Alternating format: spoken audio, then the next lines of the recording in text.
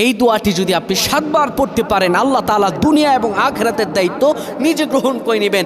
আপনার সকল পেরেশানি দূর হয়ে যাবে। বুকে হাত রেখে বলি, আল্লাহর কসম এই দোয়া আমি ছেড়ে দিই না। তোমরা এই দোয়াটা শোনার পরে সাথে সাথে শেয়ার করে দিবা। আমল না করেও সওয়াব পাবা, তোমার একটি শেয়ারে আমল না করেও সওয়াব পাবা। আল্লাহ তাআলার সওয়াব দান করবেন, রিজিকে বরকত দান করবেন, মনের আশাগুলো পূরণ করবেন।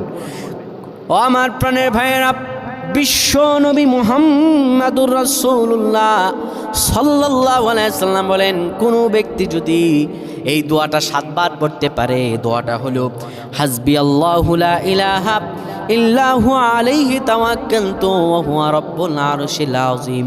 কোনো ব্যক্তি যদি এই দোয়াটা পড়তে পারে খালেস অন্তরে সকালে 7 বার আর মাগরিবের পরে 7 বার পড়তে পারে, আমার আল্লাহ রাব্বুল আলামিন বড় বিপদ থেকে তারে বাঁচিয়ে দিবেন।